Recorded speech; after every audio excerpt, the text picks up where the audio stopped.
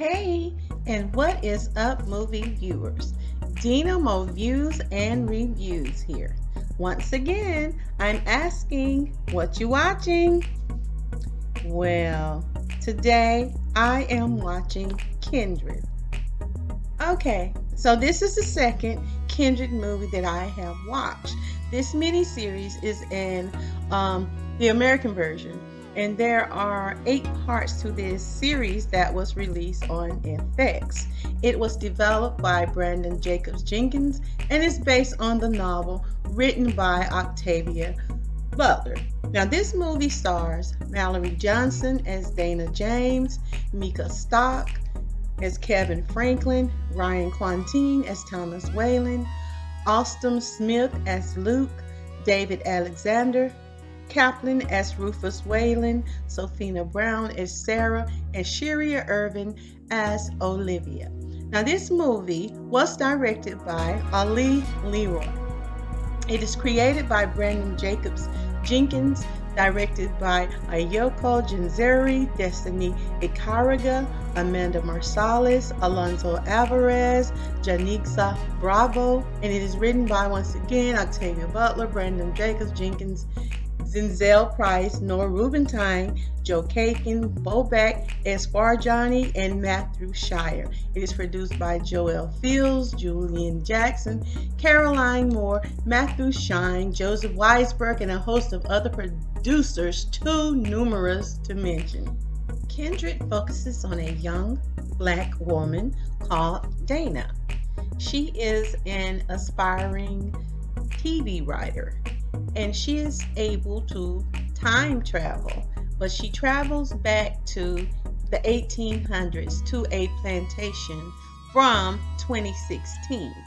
She seems to be trying to find herself and is still coping with the death of her parents. They both died in a car accident. She has recently sold the family brownstone that her grandmother left her in New York, and she used the money to purchase a home in LA so she could come back to her living relatives, which is her aunt and uncle. And like I said, her intent is to become a television writer. Now, the scene opens to her in this home that she has purchased, and Dana is in a dark room. Dana is lying on the floor, stomach down, and she's yelling, Kevin. She appears to be as if she is waking up from a dream of sorts. She's disoriented, or it looks as if she's in pain. Then later on, it is revealed that she has just been transported back through time from one of her many time travels to the antebellum plantation where her ancestors were enslaved. Now, she manages to get up from the floor, and then she is shown to have welts all over her back. So she runs herself a bath and pours Epsom salt into the water. She gets into it and she soaks. Now, meanwhile, the police are at her door and they're saying they received a call and they wanted her to open the door. The neighbors called them to check on her welfare. So they said they needed to speak to her, and even though she's trying to discourage them from coming in, they told her that they needed to speak to her or they will be entering by force. Now, all of a sudden, the scene changes, and then on the screen it shows that it says it's 2 days previously. And Dana is seen sitting watching Dynasty on TV. That is when she receives a phone call from her aunt Denise, who is waiting for her at the restaurant. Her aunt and her uncle Alan are at the restaurant, so she apologizes to them once she arrives for being late and informs them that she has now purchased the house and has officially moved from New York to Los Angeles.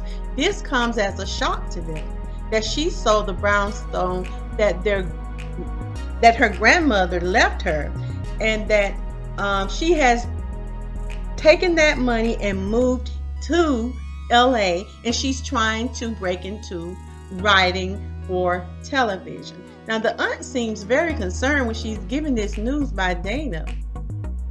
And the conversation got a little questionable. You could feel there was some drama there. So the aunt, before departure, asked Dana to text her the address of her new home so that she could stop by on tomorrow and visit with her. She offers Dana a ride home, which she refuses. So the aunt and uncle leave the restaurant, and Dana is trying to find her a ride home, or Uber, or whatever. And she finds that she only has one bar left on her cell phone. So she approaches a waiter to ask if there is a charger available. She has no car because she lived in New York and did not require one, but certainly needs one now. But she's about to call for her a ride to transport her home, and ends up meeting a Caucasian waiter whose name is Kevin. Kevin offers to give her a ride home, and after some short hesitation, she accepts the ride. They have conversations on the way to her home. And once Dana arrives at the home, she opens the door to get out of the car and she falls to the ground. Kevin gets out to assist her. But the most odd thing for me about this movie was that when she approached her house and she went into the house, it was dark. She never cut on lights. She enters at night and never cuts on a single light. That's quite abnormal, especially if you are a single female living in a house all alone. It was also constantly dark. So she is in her house and she begins to fall asleep. She turns off the lamp and begins to hear what sounds like a baby. The noise little ones make.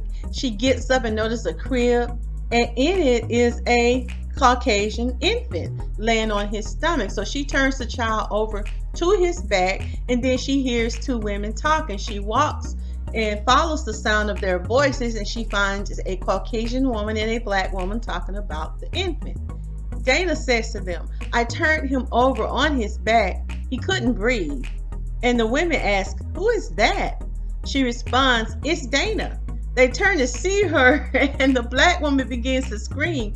It scares Dana, and she awakes, only to find herself standing in the middle of her living room, draped in her comforter, and it is broad open daylight. Then Dana receives this visit from her aunt. She came, as she said she would, to visit her new home, Aunt Denise. She comes in and she tells Dana that is a lot of house for one person to live in, and asks her, "Where are your towels? And why is this comforter in the middle of the floor?" Dana explains to her that she was sleepwalking or something and woke up in that spot this morning. She says she had a dream about her mother, and she calls her auntie Nisi. Nisi asks Dana why she gave up everything and moved to LA, not telling anyone in advance that she would be coming. She has no bed. She has nothing there. And she let Dana know that she is worried about her.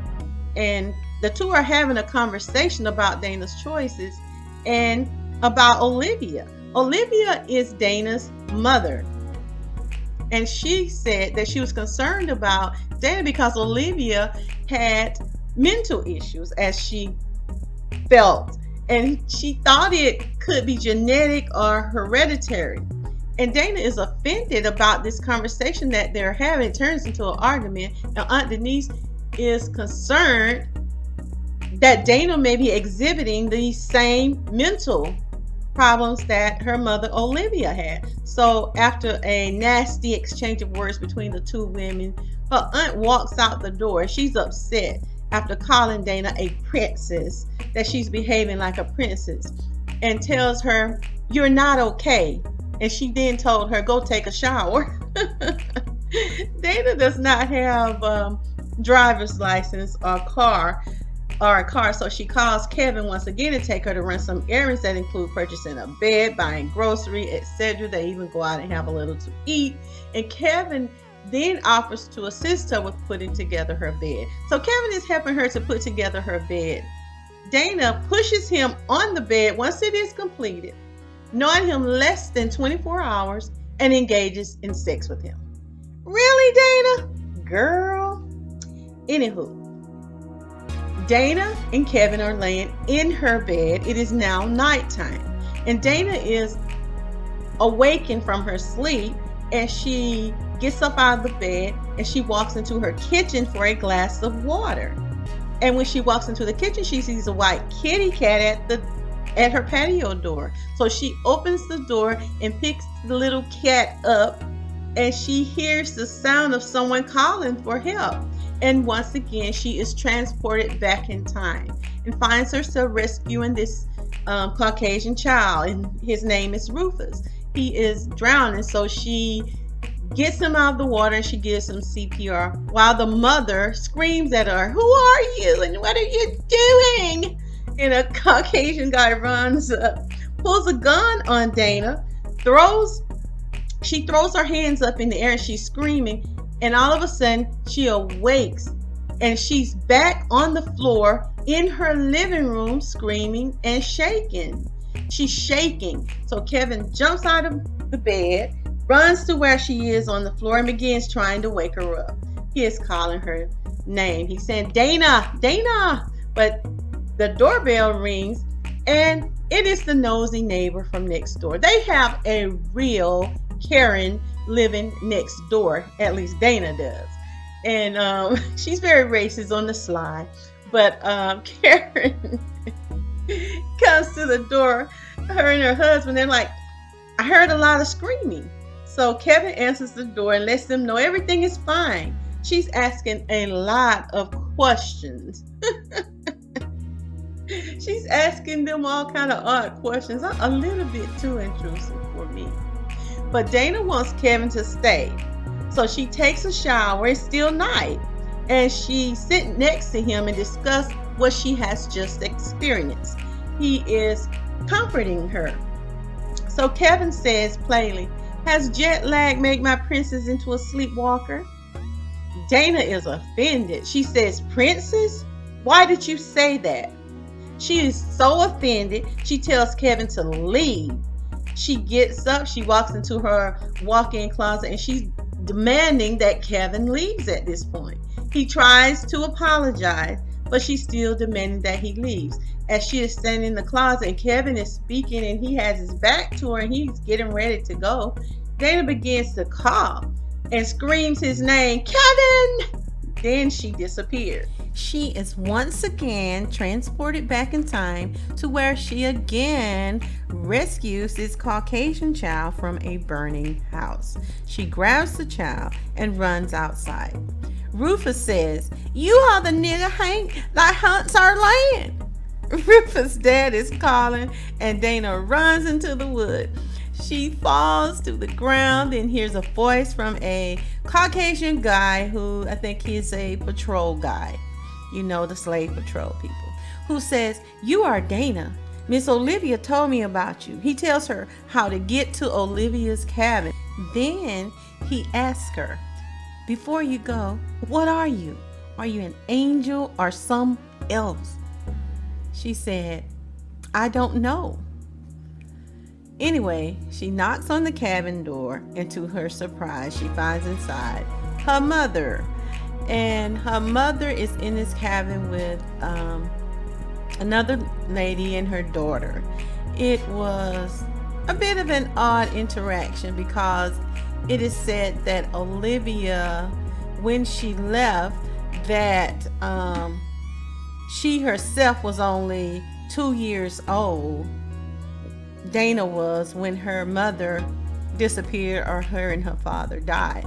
So I mean, it's so odd when they get together. It just seems odd. I would have been glad to see my daughter, and I would have been so happy to see my mother. Even if she didn't recognize me, I recognize her. You're my baby. I gotta hug you. I gotta give you some love. But they sit down. It's a odd conversation, just an odd thing there altogether. But she wants to know how she comes back and forth from the present to the past. And she told her that she's done it 3 times and that her mother lets her know that it happened to her when she was 26, and at this time Dana is 26, so she is able to transport. So there is obviously something there. They're having this conversation, then they hear this noise outside, And who is outside, of course? It is one of those slave patrollers. Death to all of them. But when she opens the door, her mother tells Dana, we're both are gonna need to run. And she's saying, run, Dana. But Dana kind of hesitates. But then she takes off running, and she is caught. And she is caught by this slave patroller, and he beats her.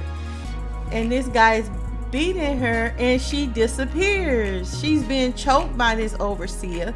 When Olivia appears, she's standing over her and she's saying, wait for me. But Dana is on the floor. She awakens. She's on the floor, and Kevin is trying to get her up. She is screaming. So she gets up and she says, I'm crazy, when she wakes up.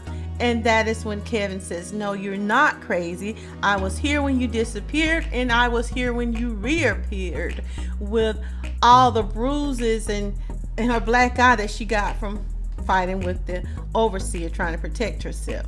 But this is when she learns it is all real. It is not a dream. But the question is, what happened to that wicked, evil Caucasian overseer that was abusing her? What happened to him? Didn't she pull him back with her? I think she pulled him back. Anyway, once again, Karen is at the door. She's knocking, and she rings the doorbell, and she's asking this time about her cat, the white cat. Karen is asking Kevin all kind of personal questions, like, how do you know Dana? Where's Dana? Stuff that is none of her business. Karen's always trips to me with their bold arrogance and feelings of grandeur. But anyway, she wants to know if she can check their backyard. Kevin, of course, says that Dana is asleep, because he doesn't want Dana to speak with her. She's just experienced something horrific. But she wants to know if she can check their backyard, because the previous owners fed her cat Princess. So she wanted to go see. He said, fine. But Kevin goes back to talking to Dana, and he looks at his phone and realizes that Karen, she's posting things on this Neighborhood Watch app, and it's things about him. So he's saying, Dana, we have to leave this house. Perhaps it's the house that's causing all of this. But Dana, we have to leave, because she's posting stuff and the neighbors, everyone knows my name. And he trying to pull her out of the house, because he's saying, if something should happen to you, they're going to blame me. And so he's pulling Dana toward the door.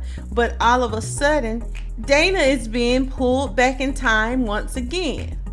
And it's like, what the heck is Kevin hiding? Does he have something to hide? She really don't know this guy really, but 24 hours. But anyway, Dana is being pulled back in time, and this time she pulls Kevin back into time with her. Again, she runs to try and save Rufus. Lord, this Caucasian child has fallen out of a tree and broken his leg. This little boy stay into too much stuff. His name is Rufus. And honey, at that point, he was really getting on my nerve. I'm like, your parents need to do a better job of watching you. As my daughter would say, you're just doing too much, honey. But each time Dana is transported through past and present, her stays at the plantation are getting longer. And when she comes back, it's like the time difference is so great compared to what she's experienced when she's on the plantation, compared to what she's experiencing when she's not on the plantation, when she's in the present. So each time she goes back, it seems to be getting longer, but it's not safe for her. Her life is threatened more and more. And considering the history of white supremacy and their mentality and America's brutal treatment of black people, she probably needs to stay as far away from slavery times as possible. But I cannot say that this isn't an interesting storyline, and I have a couple of issues with some of the characters and even some of the plot. Right now it just leaves me with more questions than answers for this particular show, and that's why I would give this movie 2 stars out of 5. and maybe even a 2.5 stars, because I am still looking to see where this plot twist leads to. It can be a bit confusing at times, and I just don't like how she was behaving over this little child. I was like, girl, whatever, get your mother and leave that place. I did not find some of the entanglements that she found herself in back in antebellum slavery believable for the most part. The way she would arrive on the slave plantation, she's in and out of room, she's acting like a spy, like she's solving a mystery, and how she would move around in and out of spaces. That just didn't seem realistic to me. I didn't quite understand how she was accepted on that particular plantation every time she would just appear. It just didn't seem realistic to me. Even though I understand it is sci-fi, I can't claim to understand her mission or why, because it made no real sense to me. Perhaps it just hasn't been revealed as of yet, and maybe it's supposed to be some I don't know if it's promoting interracial romance, or I know it's supposed to be about her bloodline, but at this point it does not explain or justify what she is actually experiencing and why is it happening. Her trips back in time are longer than she is aware of when she returns to the present, and the time thing is a bit confusing. The other characters have just as complex lives as Dena does, but it does little to explain Dena's existence for me at this point.